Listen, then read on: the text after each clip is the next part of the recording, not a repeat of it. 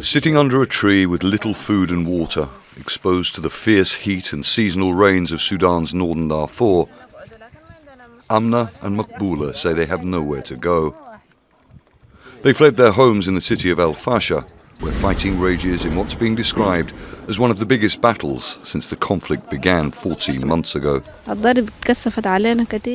We were very scared. There was heavy shelling and gunfire, so we left our house and went to another neighborhood. We finally managed to leave el-Fasher as a group of 21 people. We have missing families whose fate we don't know. We have no idea if they are dead or alive. Fighting erupted between troops loyal to Sudan's army chief Abdel Fattah al-Burhan and the Rapid Support Forces, or RSF, led by his former deputy in April last year. The city of el-Fasher, with a population of 1.8 million, is the army's last stronghold in Darfur. I don't know the fate of my mother. My brother and sister and I were separated. We got some information that they're in Abu Shuk camp, north of el-Fasher. But there's been fighting there as well. We are in a terrible situation and need food and a tent to protect us from the rain. Last month, the UN Security Council approved a resolution demanding the RSF halts its siege of el-Fasher and withdraw. The UN is warning of a potential widespread famine across swathes of Sudan, especially in Darfur. It says the conflict has killed at least 14,000 people and injured around 33,000. It's also forced more than 9 million people from their homes, triggering not only the world's largest displacement crisis, but also one of the worst humanitarian disasters. We are in urgent need of food, water and clothing and other basic things. I'm staying with a family I don't know, but the head of the family is a widow with no one to support her. Last month, the UN said atrocities were being committed along ethnic lines.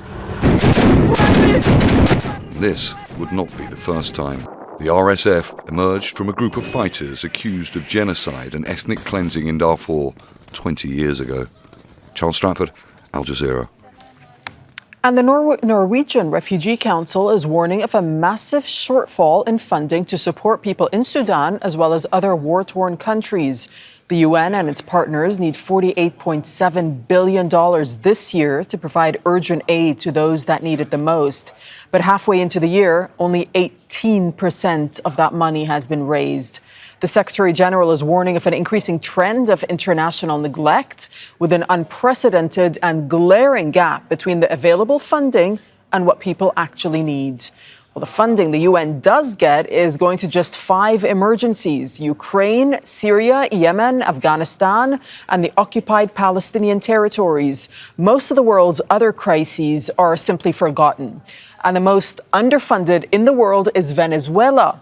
And Sudan, the world's largest displacement crisis, has just 17% of its needs met. Burkina Faso, the Democratic Republic of Congo, and Myanmar also have a fraction of the funding that they need.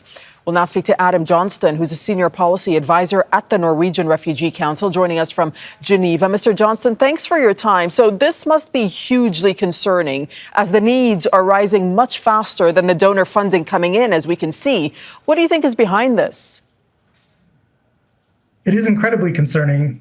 We're seeing unprecedented humanitarian need globally, with 100 million people displaced, primarily due to conflict, and yet funding is at an ultimate low.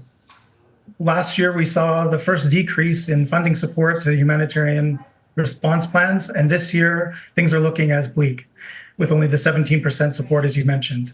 So what impact is this having on those most in need, from what you see? Well, as you mentioned, most of the support goes to a few crises, while many crises remain neglected and underfunded. You mentioned Burkina Faso, Mali, Venezuela, Sudan. And in those contexts, we have unprecedented numbers of people who are without assistance. We see food cuts in assistance. We see people turning to negative coping mechanisms, for example, selling off farming tools that would be used for food security in order to simply survive or to return, in some cases, to areas of conflict. simply because there's no assistance for them in host communities. So, how do organizations like yours then prioritize where limited funds are allocated during a shortfall such as this one? Well, the funding shortfall makes for incredibly difficult work, and yet humanitarian organizations persist in providing life-saving assistance to those in need. What we need is for donor governments to sustain and even increase their humanitarian budgets with a focus on equitable financing to neglected crises. I wonder if you can just elaborate on that point, equitable financing, and are there any other strategies or policies which you think could be implemented to reduce the frequency as well as the severity of shortfalls?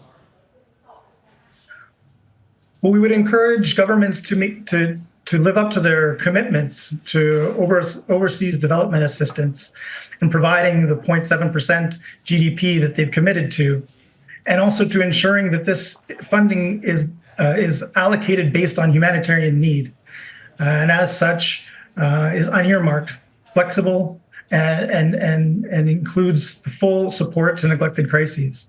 All right, Adam Johnston, thank you. Thank you. Thank you so much for speaking to us from Geneva. Make sure to subscribe to our channel to get the latest news from Al Jazeera.